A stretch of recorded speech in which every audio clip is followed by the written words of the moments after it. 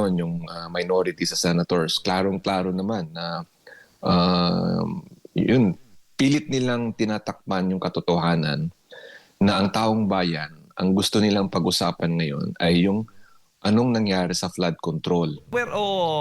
Pansin rin ho ba ninyo yung patuloy na paninira ngayon sa Senate President Alan Peter Cayetano, hindi lamang namang ordinaryong Pilipino, kundi yung mga naratibong naririnig natin sa mga mainstream, sa social media, kung ano po sinasabi ng mga nasa minority, para pong yun po yung naratibo o argumento na nangingibabaw.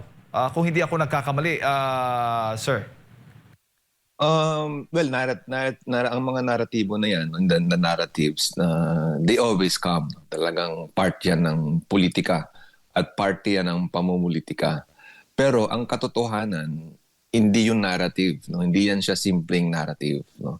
Kasi ang narrative, it's like parang man-made. No?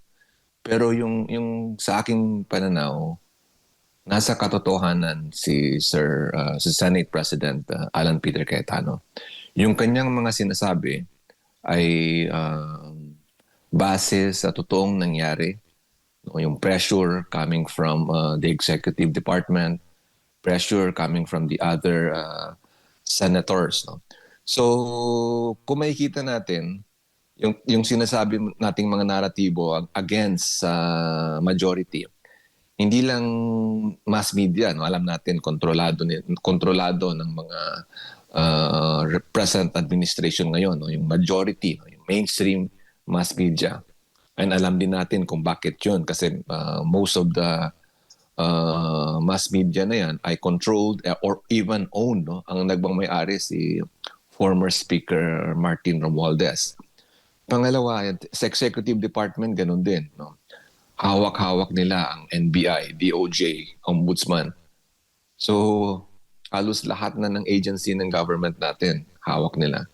And then ngayon, yung minority sa senators, klarong-klaro naman na yun, pilit nilang tinatakpan yung katotohanan na ang taong bayan, ang gusto nilang pag-usapan ngayon ay yung anong nangyari sa flood control. Kaya yung Blue Ribbon Committee meeting session by tomorrow, June 4, by all means, no, inshallah, God willing, ay mangyari at makita ng buong publiko kung ano ang ginawa ng present administration ngayon. No? Yung pilit nilang tinatakpan, yung katotohanan, kahit ilang naratibo pa yan ang kanilang itatakip doon, hindi yun mapapalitan. Hiyang-hiya na raw yung mula sa minority senators, sir, dahil sa mga hindi pagsipot ng mga nasa majority sa mga sesyon. Sa katunayan, pangalawang pagkakataon na nga kahapon na hindi sumipot at hindi natin alam ang araw na ito kung matutuloy na ba ang sesyon o hindi. At may mga nagsasabi din na pinatayan sila ng aircon, lahat-lahat na lang ng mga negatibo against the Senate President, yung mga panukalang batas at saka yung mga pending pa ngayon na dapat nilang aprubahan ay na-delay na daw. Itong lahat, sir, nakikita ho ba ninyo na yung imahe, yung standard ng Senado ngayon ay bumaba dahil sa majority sa Senate President or dahil sa mga sinasabi o mga pahayag ng mga nasa minorya? Ganon din, ano. Sila yung maingay eh. Sila yung simulang umupo si Senate President Cayetano, Alan Peter Cayetano. Lahat na ng mga katakot-takot na mga issues nilalabas nila. No? So may magkakaroon daw ng kudeta, magkakaroon daw, papalitan daw naman daw ang leadership. So, but that has been happening for more than 2 weeks na yata, di ba? Simula nung May 11. So, for me, pwede naman nating, hindi naman, ang mga Pilipino ngayon, hindi mo na yan maluloko eh. Pwede mo namang mapag-aralan, no? Isa-isa, kung ano yung track record ng mga senators, no? So, siyempre, with due respect sa kanila, hindi na lang natin sabihin yung mga pangalan nila. Pero titingnan natin, ano bang nangyari? Anong konteksto? No? So, yun yung sinasabi ko lagi sa mga meetings din, sa mga kasamahan natin. Ang truth will never be, it will always float eh. Lalabas at lalabas yan. So no matter ibaon mo yan siya, hindi yan siya um, mawawala. No?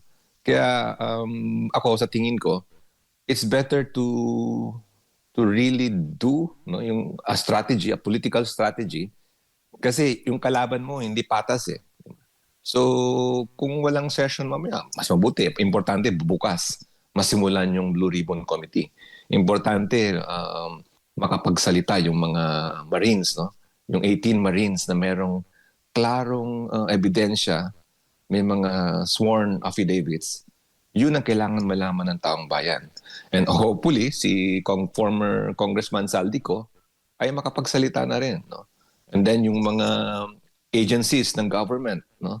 Former Executive Secretary Bersamin, former Secretary of DBM, si Pangandaman. No? So, I think yan yung hinihintay ng taong bayan. No? Hindi yung drama ng minorya na alam naman natin na parang mga batang maliit eh. And yung mga naniniwala sa kanila, yan lang naman din yung sinasabi nila, ang DDS may pagkakulto daw.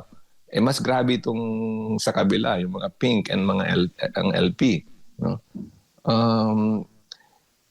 Yung one time, di ba, sinasabi nila na parang kina-curtail daw yung voice no or yung privilege or yung right ng isang senator magsalita. Eh mismo yung nagsabi ng ganun, ay may record na siya mismo yung nag-mute nung microphone nung isang senator.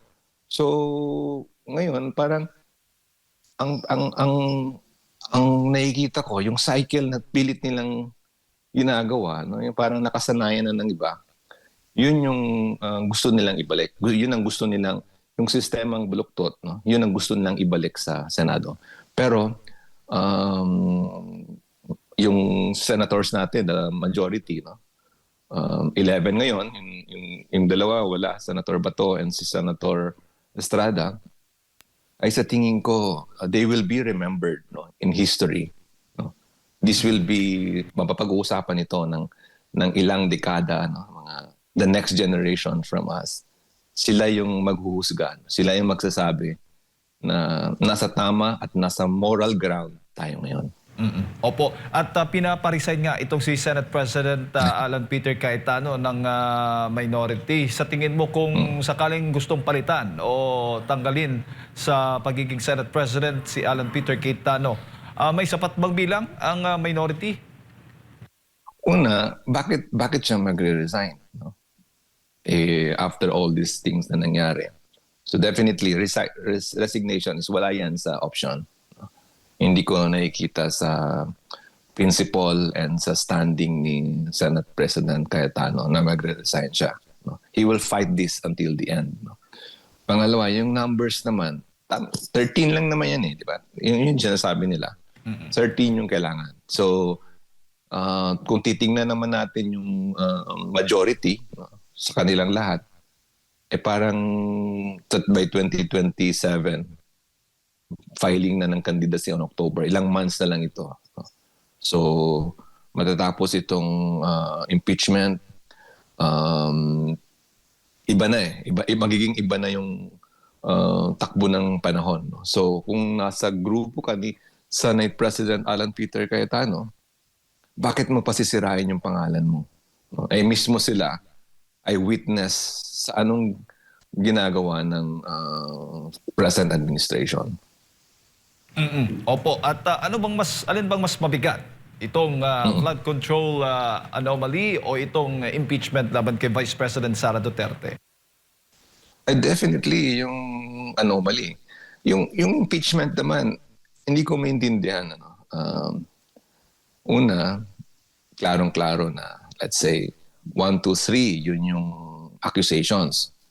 Sinagot naman ni legal group ni Vice President Inday. And then biglang may dinagdag na kaso na hindi pa nabigyan ng chance para magsagot ang grupo ni Vice President. So doon pa lang may mga questions ka na sobra eh. Kumbaga parang ah, hindi naman tayo judges, no? We are not part of it. But common sense will tell us, no? Yung nakikita mo yung gaano nila minadali, gaano nila ginawa yung hearing, no? Laging nagsasalita si Congressman Sid Ungab, no? Na very yung interpolation, yung manner of giving the opposing side, no, na para questionin yung mga ebidensya, hindi naman nila binigyan ng tamang proseso. So doon pa lang nakikita mo na may mali sa sistema nila.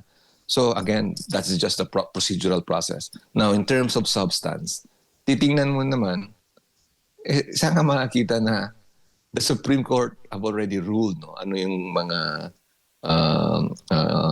impeachable offenses, no? Ay yung iba hindi pa nga Vice President si Ma'am Inday, sinali na nila doon, no? Yung sa mga SALN niya para mag-bloat, no? Para lumaki ang accounts sa bangko. Then pangatlo, makikita mo yung AMLA, no? Bago-bago lang yung AMLA doon. And even yung AMLA, may mga statements siya na hindi conclusive yung kanilang mga findings. So the impeachment as a political move, no? Political process, it goes with the numbers, no? So nagsasayang lang tayo ng oras kasi yung senators naman na nandyan, kahit anong pang gawin nila, the Constitution provides that it has to be 2/3. No? So kailangan ng 16 votes.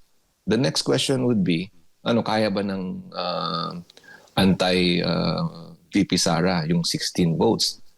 Klaro naman na hindi. So it's no longer about the impeachment. No? Because right from the start, may mga problema na siya. May problema sa proseso, may problema sa substance, and may problema sa numbers. So bakit hindi natin pag-usapan yung anomaly? No? Yung anomaly nga, yung sinasabi nila na, I think it was Senator Marcoleta who said na yung anomaly, yung scandal sa flood control, pilit nilang tinatakpan, pero the nature will always remind us. No? Every time na nagkakaroon ng bagyo, every time na Mother Nature will remind every Filipino people na ninakawan tayo ng ating gobyerno mismo, nakikita natin sa mga kalsada, nakikita natin sa mga bahay, no, na nagsasuffer yung mga mahihirap. No? So, bakit hindi natin yun ang unahin natin?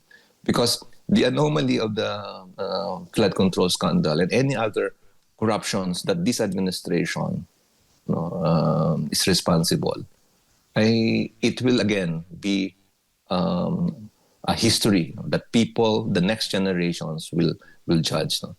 Ang sa akin ngayon, ang level ng engagement ko ngayon is to really remind yung mga pink, no, and mga supporters ng LP na talagang wag na tayong magbulag-bulagan, no? Talagang wag na tayong we do not have any luxury to debate on certain things na naghihirap na yung mga taong bayan.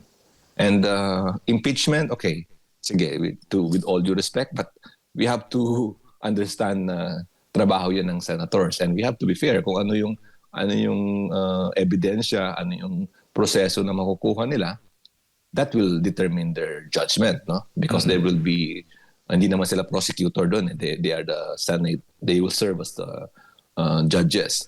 Now, yung anomaly in the next few days or by tomorrow and succeeding weeks before tayo magkaka-SONA, State of the Nation Address, kailangan ma-expose, kailangan mapag-aralan, at kailangan mapanagot natin yung mga taong responsible doon.